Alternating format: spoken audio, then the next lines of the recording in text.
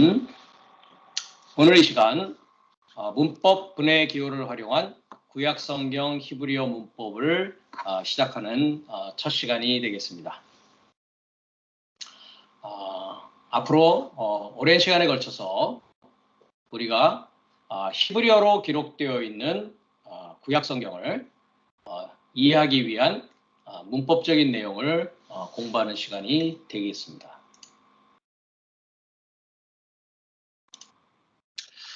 금방 말씀드렸다시피 히브리어는 구약성경의 원성경이라고 할 수 있는데 구약성경은 이와 같이 히브리어로 기록이 되어져 있습니다. 근데 우리가 구약성경을 쭉 읽어보면 여러 가지 내용들이 많이 있습니다. 물론 뭐 신약성경도 그러하지만은요. 그런데 구약성경을 읽게 되면 우리가 히브리어 문법을 공부하는 이 히브리어라고 했을 때 히브리인 또한 이스라엘 민족 또는 유대인의 역사로 구약성경을 읽고 그 스토리를 이야기를 이해하게 됩니다. 이때까지가 어떤 상황이냐? 우리가 신약성경에 와보면 예수님도 그러하고 많은 사도들도 그러하고 구약성경에 나와 있는 내용을 인용하시면서 거기에 대한 해설을 하고 설명을 해주는 것을 우리가 볼 수가 있습니다.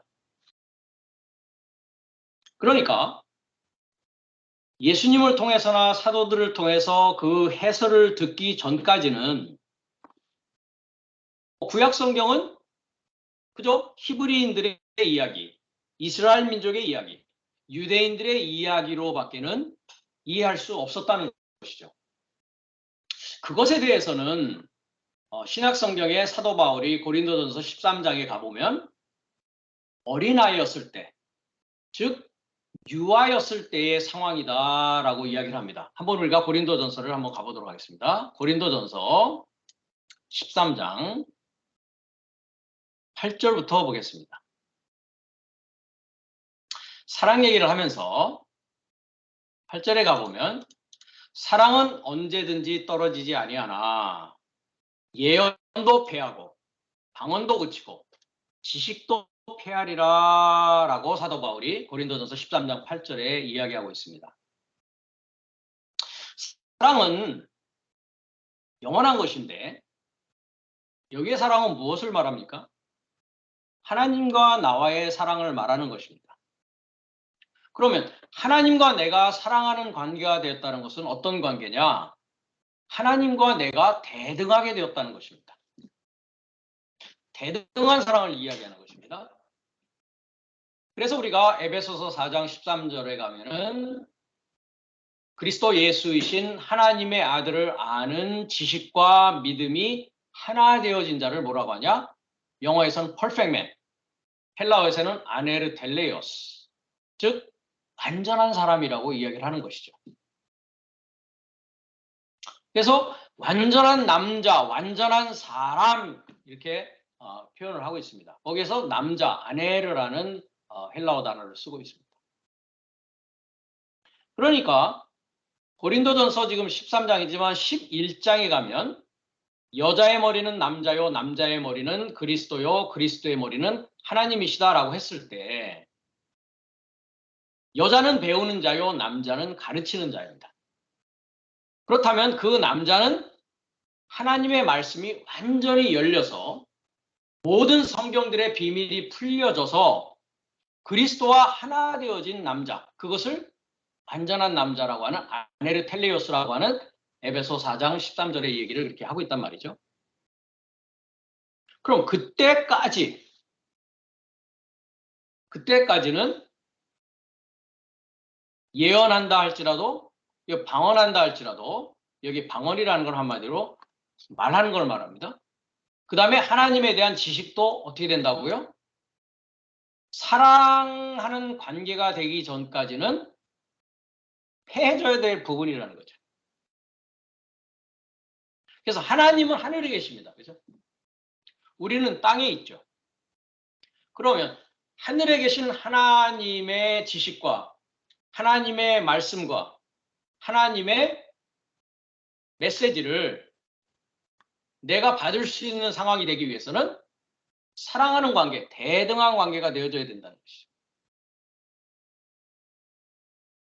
그럼 그때까지 되기 전까지의 내가 예언하고 방언하고 알았던 모든 것은 폐해져야 될 예언이요, 폐해져야 될 말씀이요, 폐해져야 될 지식이었다는 겁니다.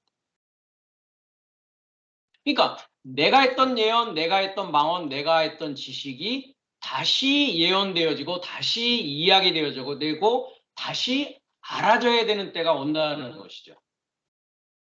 그것이 이제 요한계시록에 가면 모든 나라와 방언에게 다시 예언해야 되리라 라는 말씀이 나오는 것입니다. 즉 내가 그리스도 예수와 하나 되어지고 하나님과 하나 되어지기 전까지는 모든 예언과 모든 방언과 모든 지식은 부분적이었다라는 거예요. 그래서 9절에 보니까 우리가 부분적으로 알고 부분적으로 예언했다. 즉 부분적으로 예언했고 부분적으로 말했고 부분적으로 알고 있었다라는 것이에요. 그러나 온전한 것이 올 때에는 즉 그리스도 예수와 내가 완전히 하나 된 사랑의 관계가 될 때에는 그 자를 누구라고 합니까? 아까는 완전한 남자, 그리스도 예수의 지식과 믿음이 완전히 하나 된 온전한 남자라고 에베소서 4장 13절은 얘기하지만 우리가 계시록 21장을 가면 뭐라고 나오냐면은 새하늘과 새 땅이 된 자요. 거룩한 성 예루살렘으로 즉 예루살렘이라는 것은 평화의 가르침인데 새로운 평화의 가르침이 되어져서 그리스도의 신부가 되어진 자, 즉 하나님의 백성이 되어진 자, 그 자가 하나님과 사랑할 수 있는 자라는 거죠. 그 자가 말씀으로 생산할 수 있는 자라는 거죠. 그래서 우리가 사도 바울이 그런 얘기를 합니다. 디모데를 향해서. 그죠? 네. 그리스도 안에서 1만 스승이 있지만 아버지는 많지 않다. 그러면서 내가 복음으로 디모데를 낳았다라는 나는 영적의 아버지다라는 얘기까지도 사도 바울은 하고 있다는 것입니다. 그래서 다시 고린도전서 13장의 그 하나님과 완전히 하나 되어지는 즉 사랑의 관계까지 가기 전까지는 어떤 상황이다? 부분적으로 예언한다. 부분적으로 말한다. 부분적으로 알고 있다. 그것은 다 폐해질 거라는 거죠. 언제요? 온전한 것이 올 때는 그렇다는 거예요. 펄펙이라고 되어 있는데 오른쪽을 보시면 헬라어에서는 텔레오스라고 합니다. 금방 아까 말한 완전한 사람, 펄펙맨이라고 영어로 번역되어 있는 것이 이 텔레오스를 쓰고 있습니다. 그래서 아네르 텔레오스. 아네르라는 건 남자, 남편이라는 헬라어고 텔레오스. 그래서 펄펙맨이라고 한단 말이죠. 그러니까 완전한 펄펙한 것이 왔을 때에는 어떻게 해요? 부분적으로 예언하고 부분적으로 말하고 부분적으로 알고 있던 것들은 당연히 어떻게 됩니까? 폐해질 수밖에 없다라는 것이죠. 그럼 그 부분적인 것 때가 언제냐? 여기는 어렸을 때는 이렇게 얘기를 합니다. 헬라어에서는 오른쪽을 보시면 네피오스라고 합니다. 즉 인펜트라고 번역되어지는데요. 말하지 못하는 아이를 말합니다. 네. 즉 하나님과 사랑의 관계가 완전히 되어지기 전까지는 즉 하나님은 하늘에서 내려오시고 나는 그 말씀으로 자라나서 하나님의 자리에까지 즉 하나님의 그 지식과 믿음 그리스도의 지식과 믿음까지 가는 그 신부의 상황 그때가 장성한 사람이 된 상황이란 말이죠. 그 전까지는 어떤 상황이다? 네피오스라고 하는 유아인 상태이다. 어린아이 상황이라는 거죠. 그래서 고린도전서 13장 11절에 네피오스라는 이 단어가 우리가 갈라디아서 4장을 가면 동일하게 쓰여지고 있습니다. 내가 또 말하노니 유업을 이을 자가 모든 것의 주인이나 어렸을 동안에는 합니다. 자, 보십시오. 어렸을 동안에는 네피오스라는 똑같은 단어입니다. 즉 유아, 인펜트였을 때는 어떤 상황이다? 종과 다름이 없다. 여기서 종은 죄의 종입니다. 그리스도의 종의 관계가 아니라 죄에 묶여있는 종의 관계라는 거죠. 그러면 네피오스라고 하는 부분적으로 예언하고 부분적으로 방언하고 부분적 지식을 갖고 있는 자들은 아버지의 정한 때까지 어디에 있다? 후견인과 청지기 아래에 있다. 그 후견인과 청지기는 이 세상의 초등 학문을 가르치는 자다라고 얘기해요. 그 밑에서 뭐 한다? 종노릇하고 있다라는 거죠. 그러나 때가 참에 하나님이 그 아들을 보내사 여자에게 나게 하신다 했습니다. 여기에 여자는 누굽니까? 마리아에게서 나게 하신단 말이죠. 그러니까 하나님이 아들을 보낸다라는 것에 있어서는 우리가 밑으로 가면은 뭐라고 그러나? 아들의 영을 우리 마음에 보낸다라고 합니다. 즉 아들의 영을 내 마음에 보냅니다. 나는 누구니까요? 여자란 말이죠. 그 여자 이름은 마리아라고 합니다. 마리아라는 단어는 히브리어로 가면 모반이라는 뜻을 가지고 있습니다. 즉 뭡니까? 이 세상 초등 학문을 폐하는 것이죠. 그래서 고린도전서 13장에 가면은 부분적으로 알던 것을 폐한다. 왜? 이 세상 초등학문 아래에 있다는 것은 뭡니까? 아직 자라나야 애들, 성장해야 될 때라는 거죠. 그러면 때가 차면은 뭡니까? 세상 초등학문에서 나오는 것이죠. 즉 율법에서 나오는 것이죠. 그래서 아들의 명분으로 살아갈 수 있는 자가 된다라는 것입니다. 그것이 고린도전서 13장에 사도 바울이 이야기하고 있는 내용이란 말이죠. 그래서 온전한 것이 올 때에는 어린아이와 같고 생각하는 것이 어린아이와 같다가 말하는 것이 어린아이와 같고 깨닫는 것이 어린아이와 같고 생각하는 것이 어린아이와 같다가 장성한 사람이 되어서는 그리스도와 하나 될 수 있는 상황이 되어서는 그리스도의 믿음과 그리스도의 지식이 완전히 나의 지식이 되어지고 나의 믿음이 되어진 상황에서는 뭐라고요? 어린아이의 일을 버렸다. 즉 아들의 영이 내 안에서 역사되어지고 아들의 영이 내 안에서 자라남으로 말미암아 어린아이를 버리게 된다는 것이죠. 그래서 우리가 이제는 거울을 보는 것 같이 희미합니다. 즉 성경의 모든 비밀, 그 성경의 비밀은 아들의 영을 받게 되면 그것을 복음을 알게 되었다라고 하고 복음을 들었다라고 하는데 복음이라는 것이 무엇이냐? 그리스도의 탄생과 그리스도의 십자가와 그리스도의 부활과 그리스도의 임재 가운데 살아가는 삶. 그것이 아들의 영으로 말미암아 모든 영적인 모든 내용들, 성경의 모든 비밀들이 다 풀려지게 되는 것이죠. 그랬을 때 모든 구약 성경이 이제 어떻게 되는 겁니까?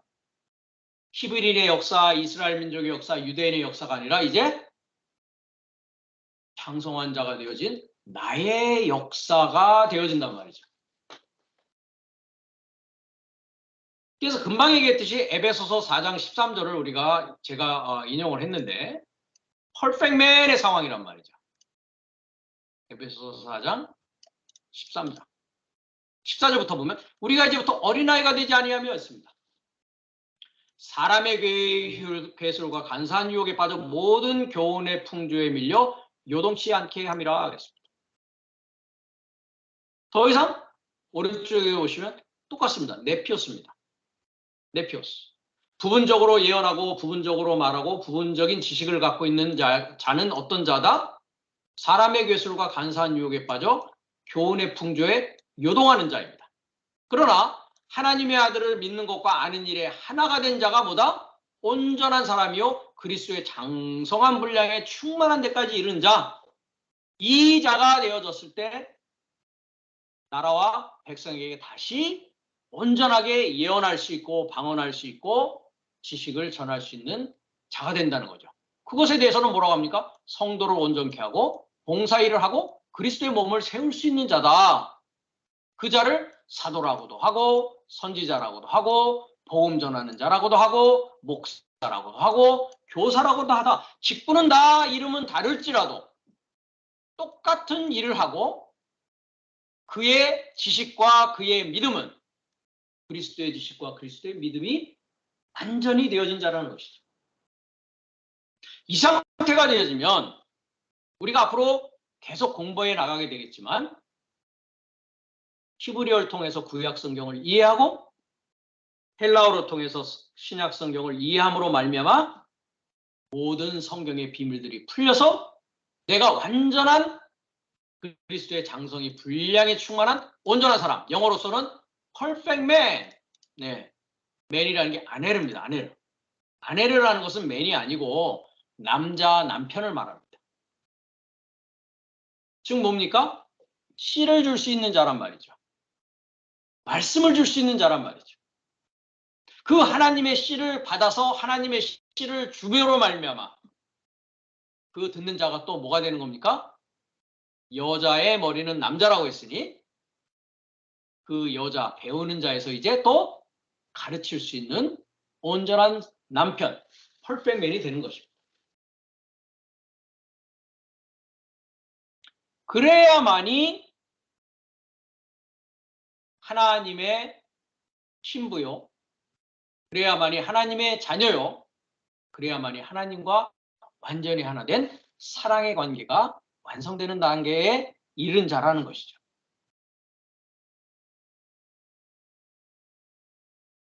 그래서 구약 성경은 나의 구원의 과정을 기록한 책이다라는 것을 알고 깨닫고 믿게 되는 상황까지 간다는 거예요.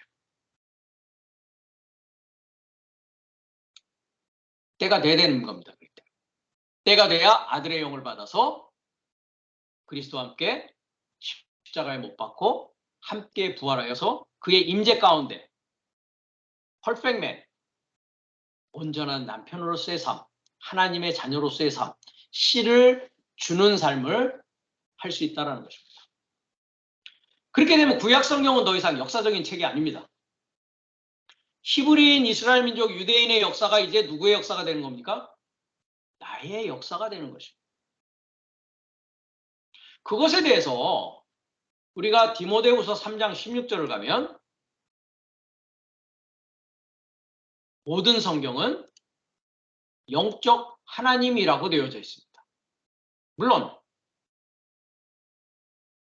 한글 성경은 또 영어 성경은 그렇게 되어 있지 않습니다.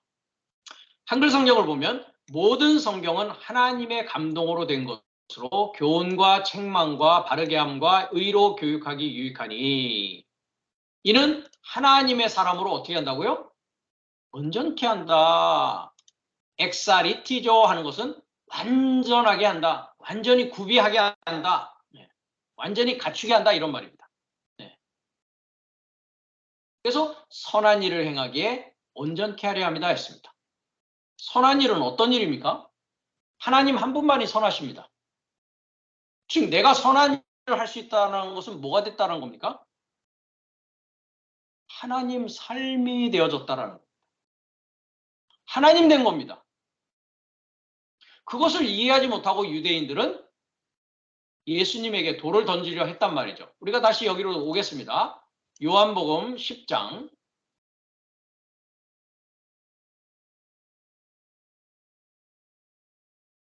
34절을 보면 예수께서 가라사대 너희의 율법에 기록한 바 내가 너희를 신이라 하지 아니하였느냐. 영어는 God를 쓰고 있고 헬라로 보면 테오이라고 합니다. 즉 하나님 삶이 되어진 것입니다. 성경은 패하지 못하나니 그럼 여기 이것이 어디에 기록되어 있다고요? 구약 시편 율법에 기록되어 있습니다.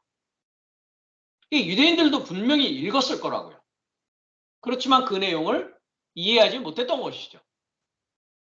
성경은 패하지 못하나니 그렇죠. 이미 구약 시편에 기록이 되어 있기 때문에 하나님의 말씀을 받은 사람들을 여기는 받았다고 되어 있습니다만은 오른쪽에 헬라로 보면 기노마이라는 동사를 쓰고 있습니다. 되어지는 것입니다. 즉 하나님의 말씀이 되어진 사람들을 뭐라고 한다고요? 하나님이라고 합니다.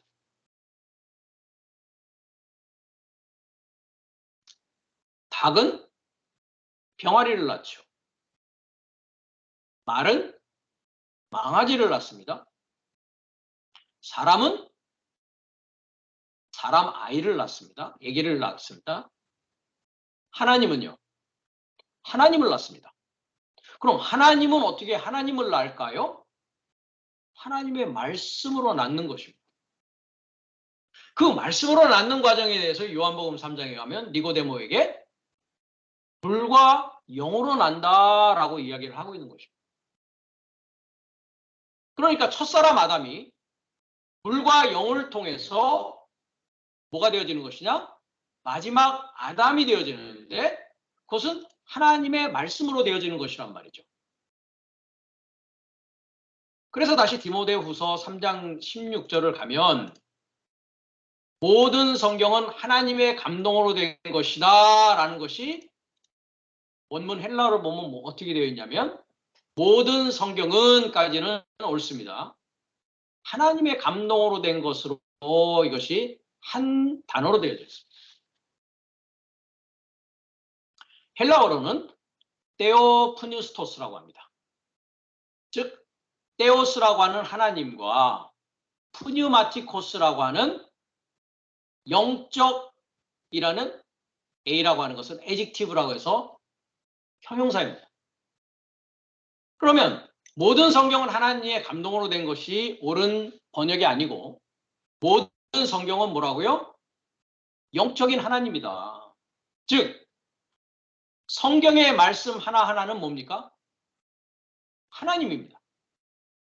보이지 아니하는 하나님이 문자로 보이는 하나님을 표현한 것이란 말이죠.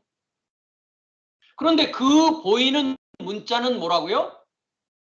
영적인 하나님이기 때문에 영적인 의미와 영적인 뜻을 갖고 있다는 것이죠.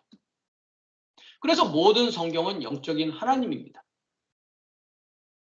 그렇기 때문에 모든 성경을 이해한다는 것은 뭡니까?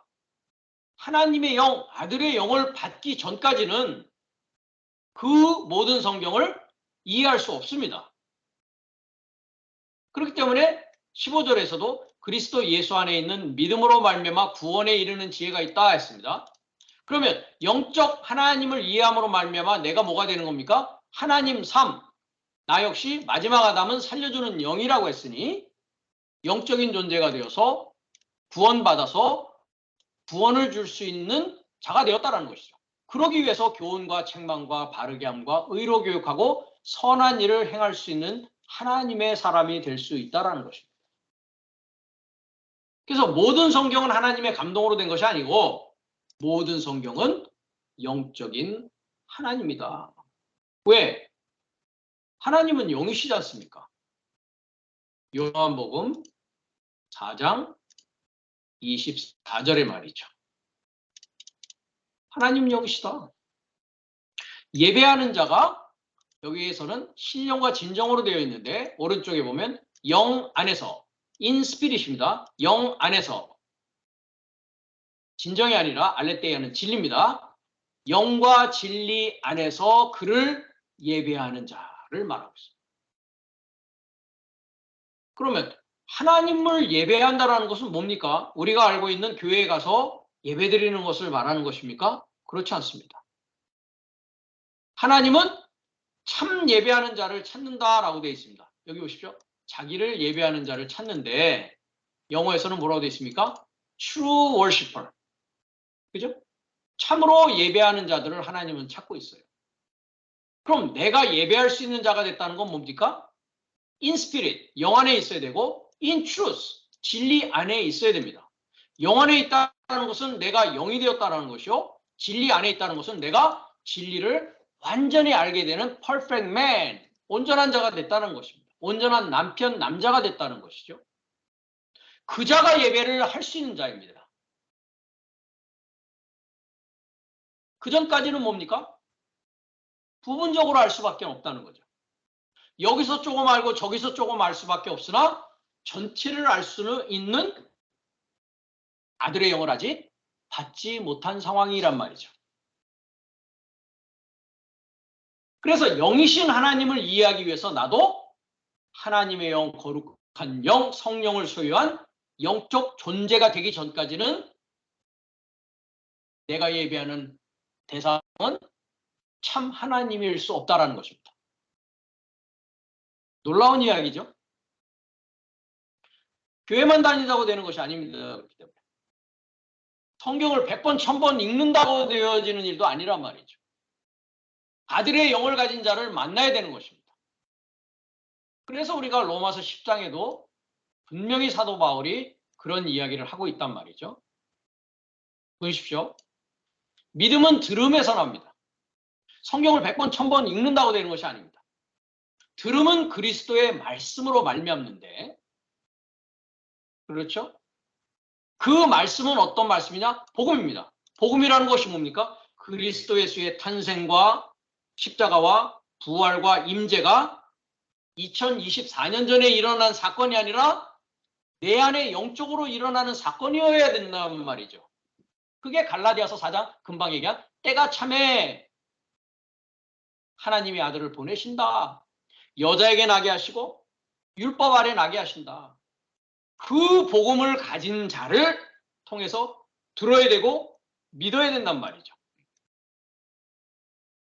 그래서 그 자가 보내심을 받아서 전파해야 됩니다. 그죠?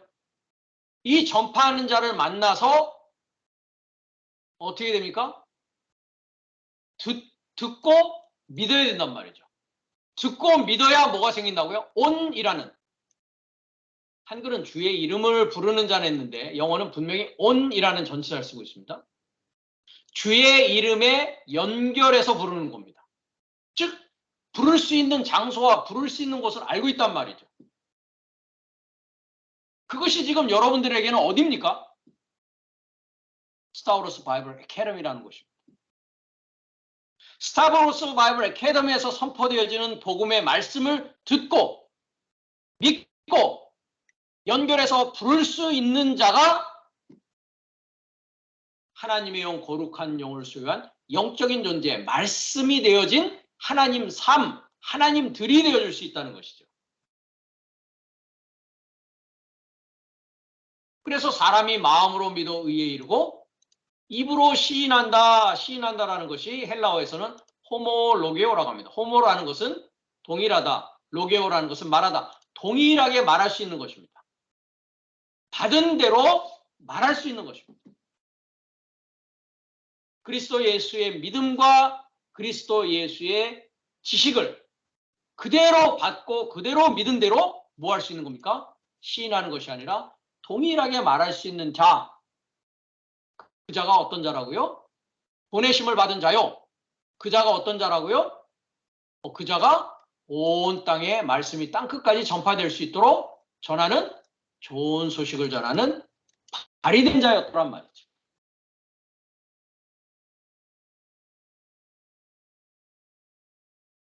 그때까지는 모든 인간은 목숨적인 존재입니다.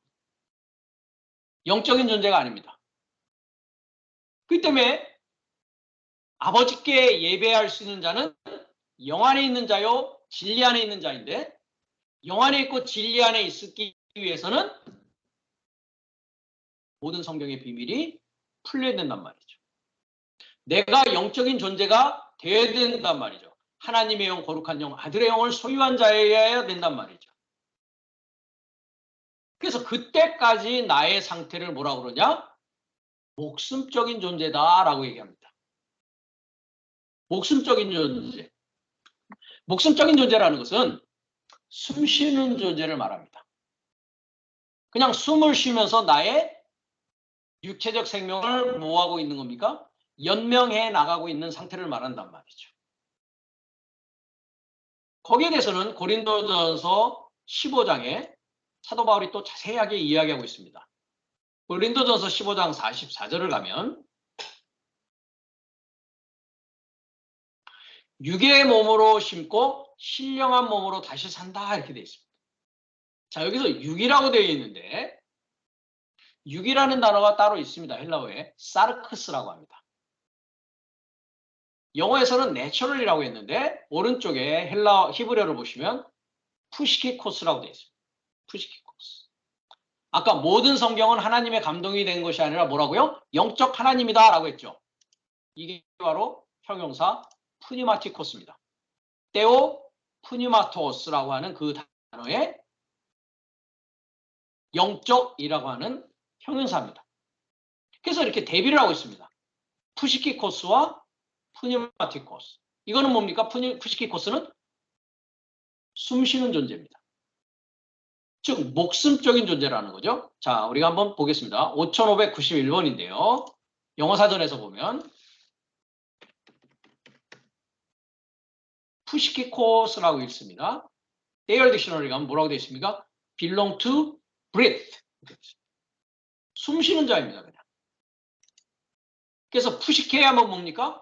breath입니다. breath of life. 숨을 쉼으로써 자기의 육체적 생명을 연명해가는 푸시케. 형용사형은 푸시키코스입니다. 즉 목숨적인 숨쉬는 존재입니다. 이 숨쉬는 존재가 아들의 영을 받음으로 말미암아 어떻게 된다고요? 영적인 몸으로 되어진다고요. 푸시키 목숨적인 몸이 어떻게 된다고요? 영적인 몸이 되어진다. 그래서 45절에 여기에 대해서 더 자세히 설명합니다. 첫사람 아담은 산 영이 되었다. 영이라고 하는데 영이 아닙니다. 영은 아까 푸뉴마라고 했습니다. 여기 보면 푸뉴마, 영이 있죠. 위에도 형용사는 푸뉴마티코스입니다. 네. 산 영이 아닙니다. 그렇기 때문에 보십시오. 산 푸시케입니다. 푸시케. 살아있는 목숨을 갖고 있는, 살아있는 숨을 갖고 있는 자입니다. 즉 육체적으로 죽지는 않은 자란 말이죠. 그게 누구라고요? 첫사람 아담입니다. 첫사람이라는 건 뭡니까? 하나님의 말씀을 받지 못한 자들을 말합니다. 그러면 마지막 아담은 했습니다. 포 에스카토스 아담. 마지막 아담 뭐라고요? 조 포예요.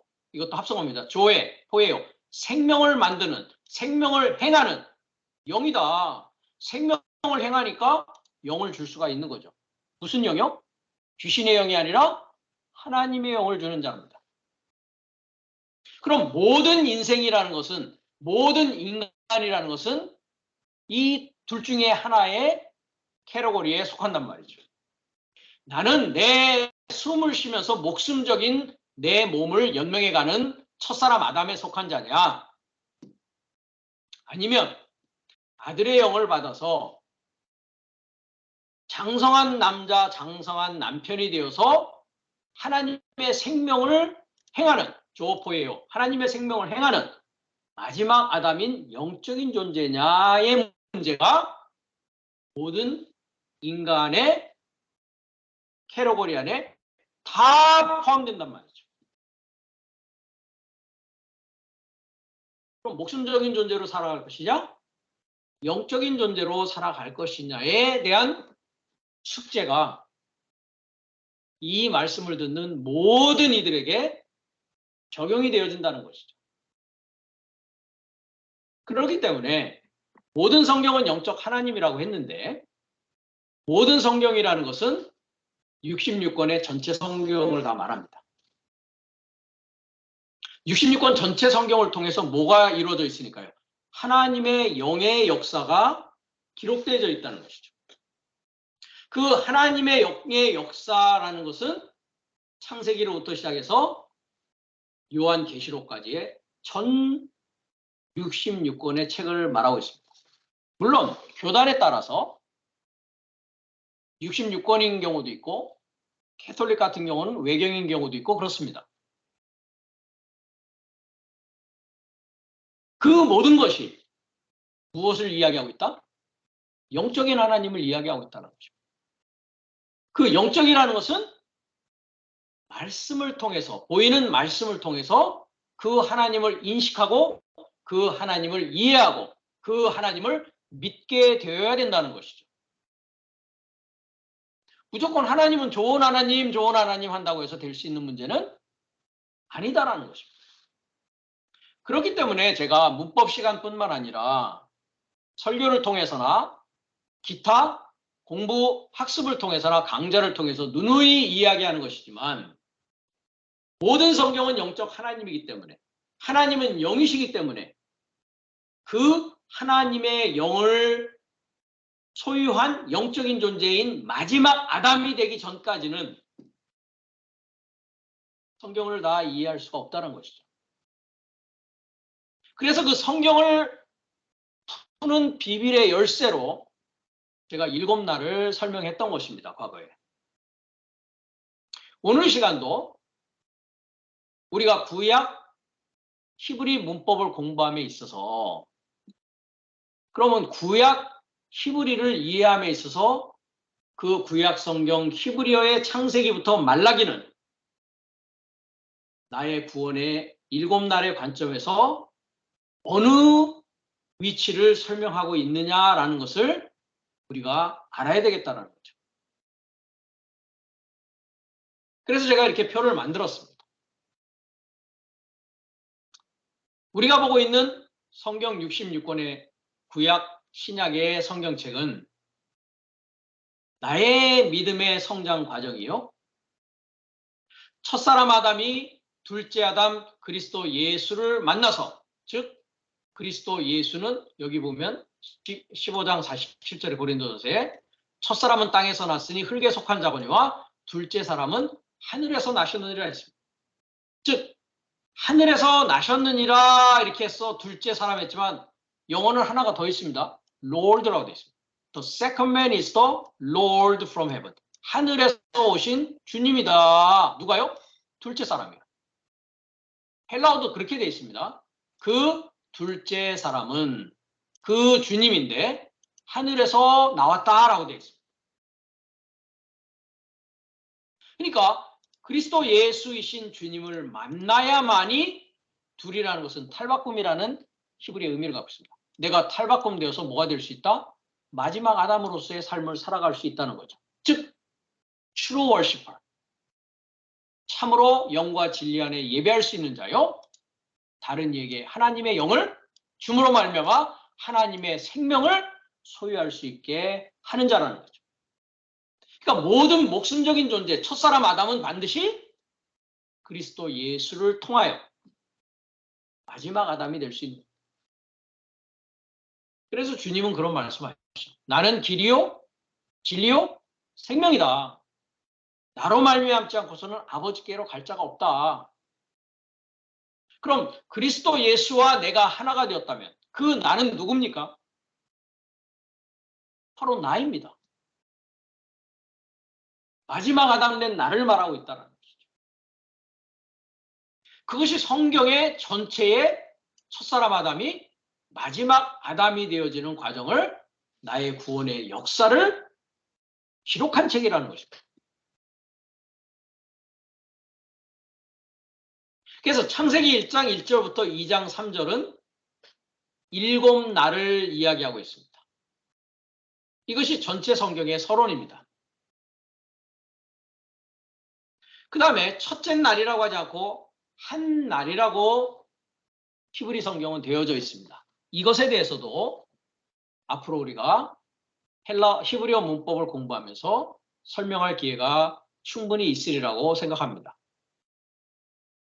한날의 이야기는 서론 다음인 창세기 2장 4절부터 5장까지, 즉 한날에 속한 첫사람 아담의 이야기가 전개되어지고 있습니다. 둘째 날은 창세기 6장부터 11장까지입니다. 이 둘째 날은 역시 서론 부분에 해당하는 둘째 날의 내용이 창세기 6장부터 11장의 내용 전체에 걸쳐서 이야기가 되어지고 있죠. 이것을 성경에서는, 영어에서는 Days of Noah, 즉 노아 때다라고 이야기를 합니다. 그래서 노아의 아들인 셈, 함, 야벳의 이야기가 창세기 6장부터 11장까지의 내용까지 전개되어집니다. 셋째 날은 서론의 셋째 날이 창세기 1장 1절에서 2장 3절에 있는 셋째 날의 내용이 창세기 12장에서 50장까지의 내용으로 말씀되어지고 있습니다. 이날은 우리가 아브라함과 이삭과 야곱의 내용을 우리가 알게 됩니다. 그들이 어떤 믿음을 살았으며 그들이 어떤 길을 행하였고 갔는지를 우리에게 보여주고 있다는 것이죠. 넷째 날의 이야기는 출애굽기에서 신명기까지의 이야기입니다. 즉 모세의 이야기와 이스라엘의 이야기를 다루고 있습니다. 이 성경의 출애굽기는 애굽에서 홍해를 건너서 광야로 나가는 전 과정을 보여주고 있습니다. 그래서 넷째 날을 우리가 뭐라고 하느냐? 광야에 있다. 광야 교회에 있다라고 사도행전에서 7장 38절은 이야기하고 있습니다. 38절에 보면 시내살에서 말하던 그 천사와 우리 조상들과 함께 어디에 있었다고요? 광야 교회에 있었다. 즉 애굽이라고 하는 세상 나라에서 홍해를 지나서 홍해를 지난 것을 세례를 받았다라고 합니다. 우리가 고린도전서 10장을 가면 사도 바울이 형제들아 너희가 알지 못하기를 내가 원치 아니하노니 우리 조상들이 다 구름 아래 있고 바다 가운데로 지나며 모세에게 속하여서 구름과 바다에서 세례를 받고 신령한 식물을 먹으며 신령한 음료를 마셨으니 이는 저희를 따르는 신령한 반석으로부터 마셨음에 반석은 곧 그리스도시라라고 합니다. 즉 나의 교회 생활이 시작되는 때가 언제냐? 광야교회라고 하는 넷째 날입니다. 하나님의 말씀을 받게 되고 믿게 되고 이제 신앙생활을 시작하게 되는 날이란 말이죠. 그러니까 한 날부터 셋째 날까지는 자연인의 삶이라고 한다면 넷째 날과 다섯째 날은 모세를 통해서 주어진 율법을 순행하며 지키는 나의 종교 생활의 때라고 할 수 있습니다. 이 때를 뭐라고 하느냐? 후견인과 청지기 아래에 있다라고 갈라디아서 4장은 이야기하고 있다는 것이죠. 율법 아래에 있었다라고 얘기한단 말이죠. 그래서 갈라디아서 3장을 보면 율법은 그리스도에게로 인도하는 몽학선생이다라고 얘기합니다. 그 몽학선생이라는 것이 후견인과 청지기 아래서 공부하는 상황이었단 말이죠. 그것이 다섯째 날인 여호수아와 말라기까지 기록되어진 구약의 말씀입니다. 그러니까 구약 성경 히브리어 또 우리가 지금 공부하고자 하는 히브리 문법은 창세기 서론과 한 날부터 시작해서 다섯째 날까지의 나의 신앙의 여정, 나의 믿음의 여정, 나의 진리의 여정을 뭐하는 것이다? 기록한 책이라는 거예요.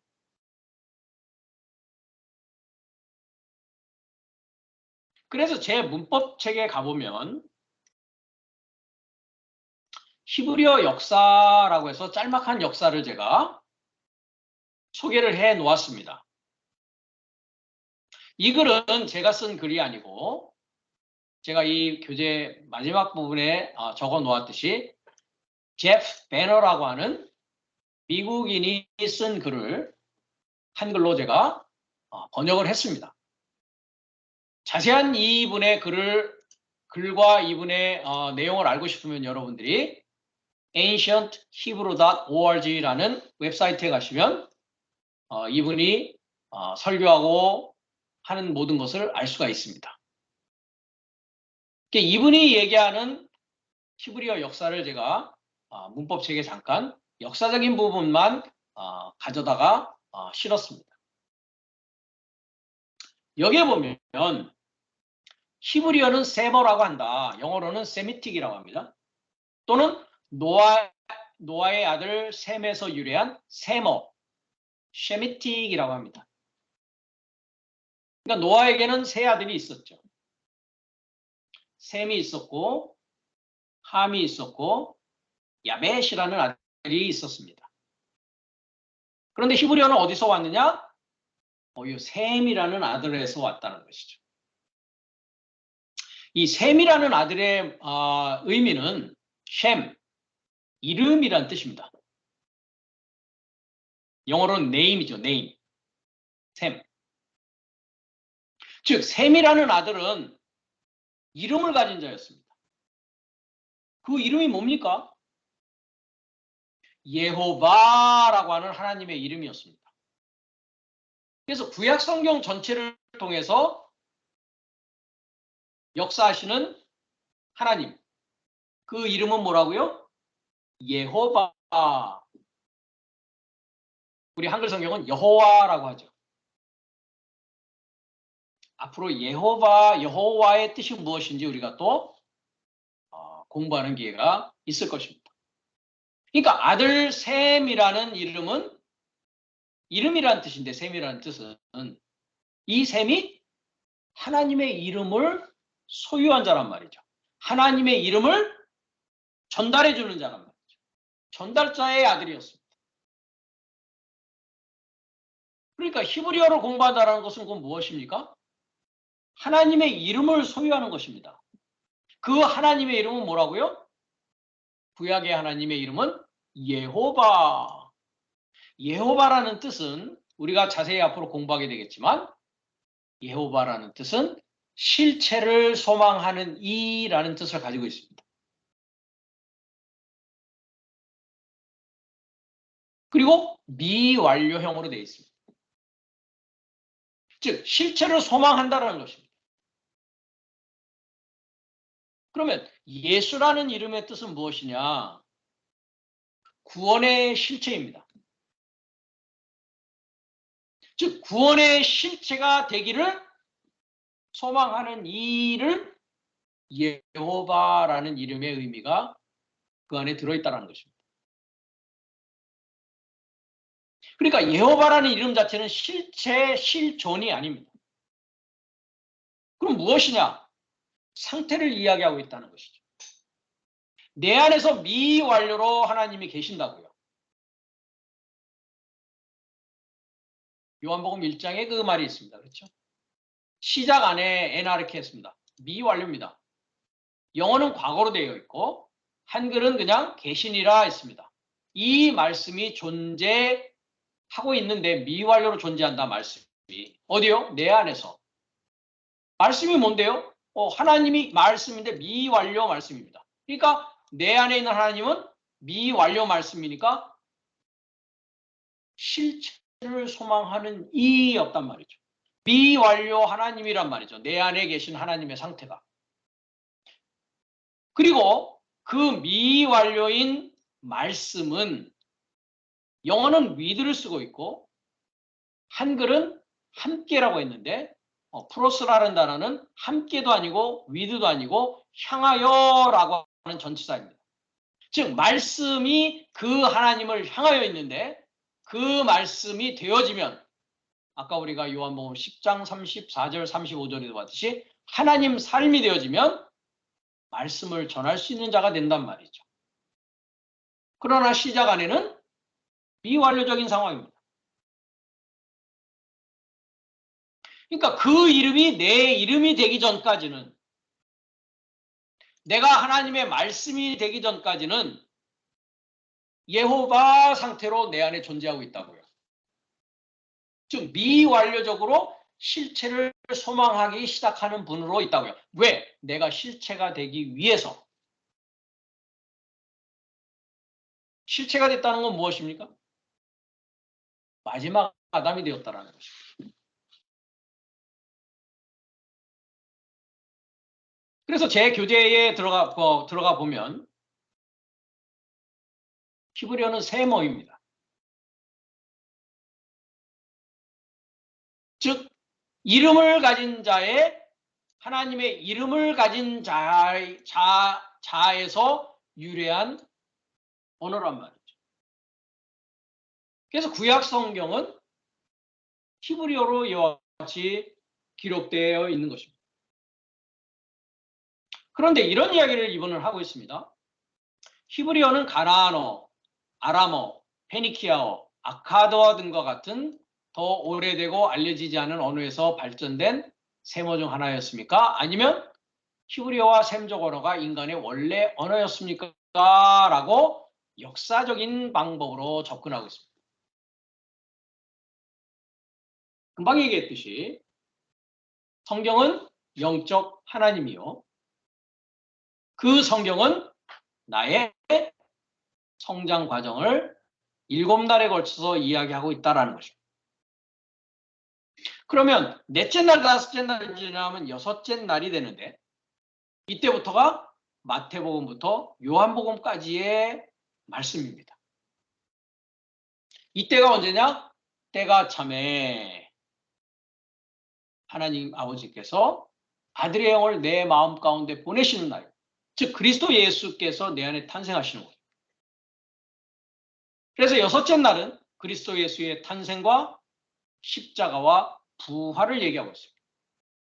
일곱째 날은 내가 마지막 아담으로서 사역하는 날인데, 살려주는 영이 되어지는 날인데, 사도행전과 유다서를 통해서 사도들이 어떻게 하나님 삶을 살아가는 마지막 아담으로서의 삶을 살아가고 있는지가 기록되어져 있습니다.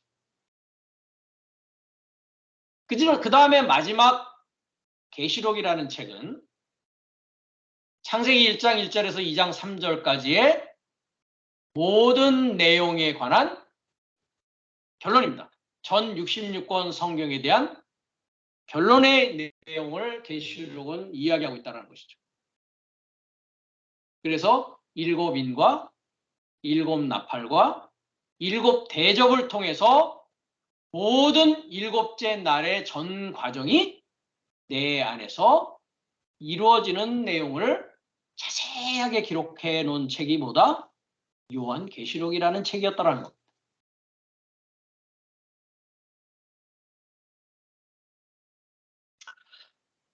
여기 교재에서 성경에 따르면 모든 사람들은 기원전 4000년경에 메소포타미아 남부의 바벨탑이 건설될 때까지 하나의 언어를 사용했다. 즉 이 얘기는 뭐냐? 다 히브리어를 말했을 것이다 라고 이야기하는 것입니다. 탑을 건설하는 동안 하나님은 사람의 언어를 혼잡하게 하시고 민족들을 흩으셨다라고 이야기를 합니다. 즉 원래는 히브리어를 인류가 사용을 했는데 바벨탑 사건을 통해서 언어가 혼잡되어지고 민족들이 흩어지면서 다양한 언어들이 나왔다라는 관점에서 역사를 이야기하고 있는 것입니다. 이건 역사적인 내용이죠. 그러면 우리가 이야기하는 창세기 11장 1절을 한번 우리가 가보도록 하겠습니다. 히브리어로 보아야 되겠죠. 온 땅의 구음이 하나요, 언어가 하나였더라 이렇게 되어 있습니다.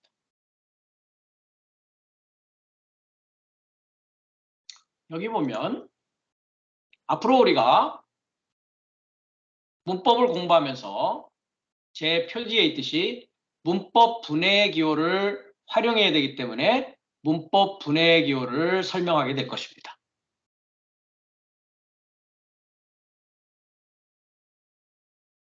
히브리어는 완료와 미완료로 되어져 있습니다. 처음에 나오는 CW라는 것은 바브 접속사라고 하는데 첫 번째 알파벳이는 바브라는 요것입니다. 그래서 그리고라고 합니다. 그래서 킹 제임스는 and라는 해석을 하고 있고, 그런다 뉴 킹 제임스는 and라고 하지 않고 now라고 하고 있고요. 한글은 아예 접속사를 생략하고 있습니다. 그러면 창세기 11장의 내용은 어디에서 연결된다는 겁니까?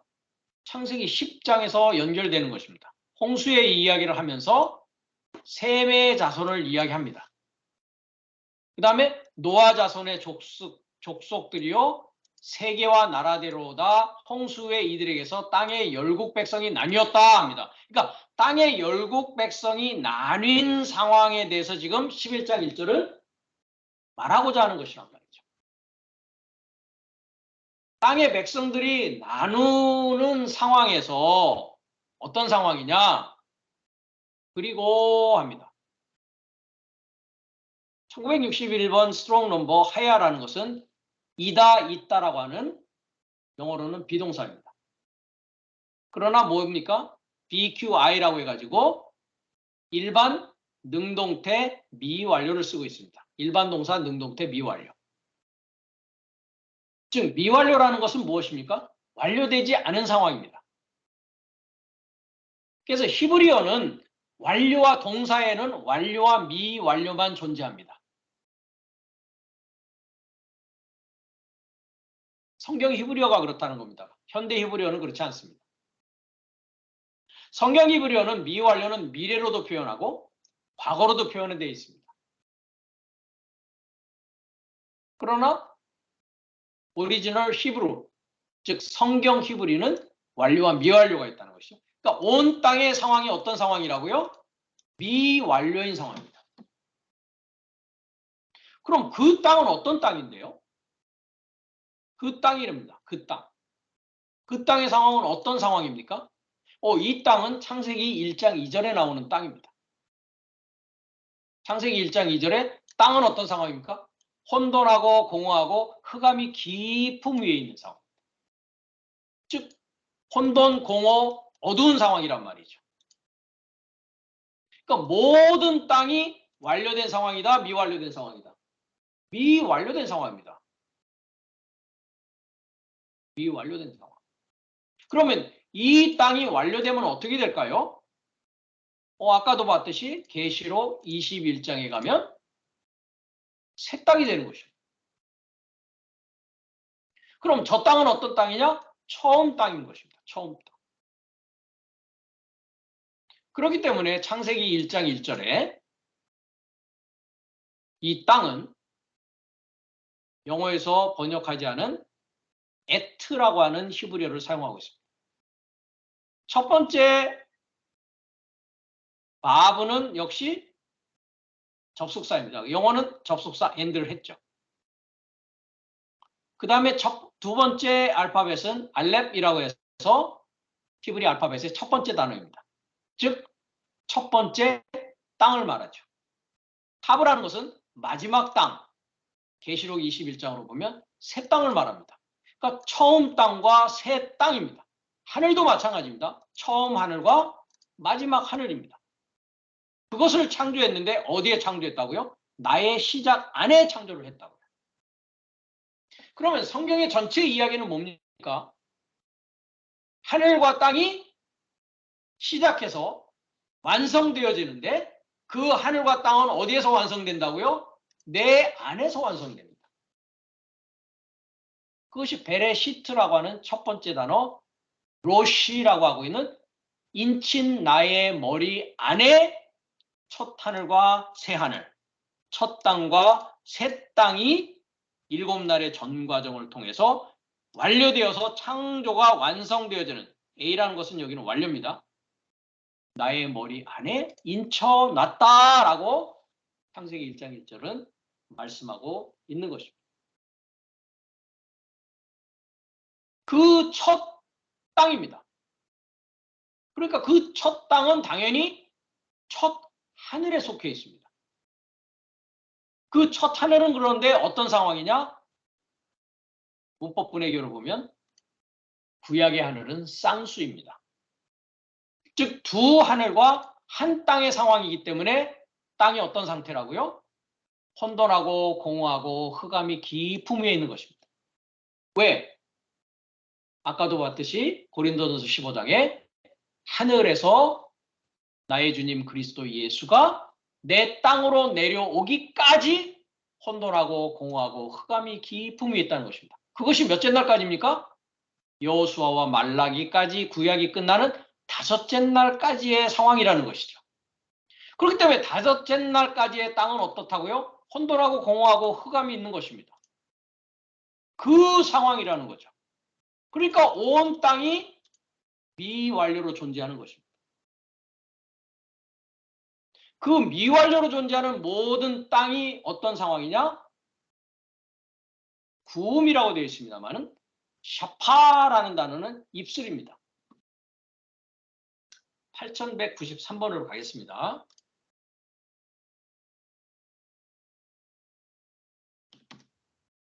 립, 입술입니다. 입술. 입술이 하나입니다. 입술이 하나. 물론 입술이라는 것은 말하는 곳이죠. 그죠? 목에서 음성이 나와서 입술을 통해서, 입을 통해서 소리가 나가니까 말입니다. 다바르를 언어라고 했습니다만은 다바르는 말씀입니다. 그러니까 하나의 입술과 하나의 말씀이 온 땅인 첫 땅에 미완료로 존재하고 있더라는 겁니다. 그럼 이 입술은 어떤 입술입니까? 첫사람 아담의 입술입니다.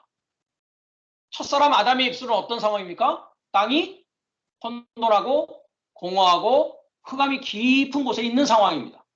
그럼 그의 입에서 나오는 입술은, 입술에서 나오는 말은 공허하고 혼돈하고 어두운 말일 수밖에 없는 것이죠. 그래서 이 샤파라고 하는 입술의 내용을 우리가 구약을 통해서 살펴보면 시편 141편 3절을 가면 여호와여 내 입 앞에 파수꾼을 세우시고 내 입술의 문을 지키소서라고 합니다. 입술입니다. 샤파. 입술입니다. 입술의 문을 지켜달라고 이야기하는 것입니다. 언제까지요? 여섯째 날 그리스도 예수가 내 안에서 탄생할 때까지, 아들의 영을 내가 받을 때까지, 내 마음이 악한 일에 기울어 죄악을 행하는 자와 함께 악을 행치 말게 하시며 저의 진술을 먹지 말게 하소서, 그렇게 합니다. 잠언서 5장을 가면 내 아들아 내 지혜에 주의하며 내 명철에 귀를 기울여서 근신을 지키며 네 입술로 뭐 하라고요? 지식을 지키도록 하라. 입술입니다. 샤파. 입술로 지식을 지켜야 됩니다. 그래서. 그러나 3절을 보니까 음녀의 입술은 꿀을 떨어뜨리며 그 입은 기름보다 미끄러우나 나중은 쑥같이 쓰고 두 날 가진 칼같이 날카로우며 그 발은 사지로 내려가며 그 걸음은 음부로 나아가니 했습니다. 그럼 첫 땅에 속한 공허하고 혼돈하고 흑암이 깊은 곳에 있는 자의 입에서는 뭐가 나오는 겁니까? 음료의 입술입니다.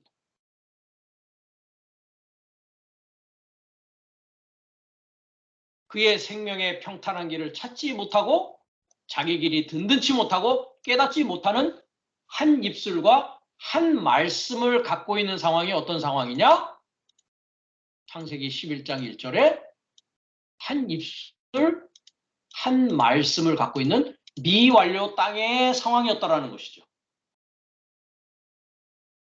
그래서 10장 21절을 다시 가면 가면서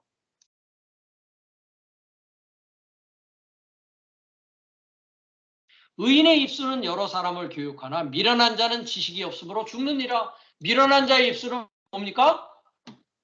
지식이 없기 때문에 혼돈하고 공허하고 흑암이 깊은 곳에 있을 수밖에 없죠. 이사야서 29장 13절을 봅니다. 주께서 가라사대 이 백성이 입으로는 나를 가까이하며 입술로는 나를 존경하나 그 마음은 내게서 멀리 떠난다니 그들이 나를 경외함은 사람의 계명으로 가르침을 받았을 뿐이니라. 예수님께서 이 구절을 가지고 마태복음, 누가복음에서 누누이 이야기를 하고 있습니다. 이 백성이 입술로는 존경한다.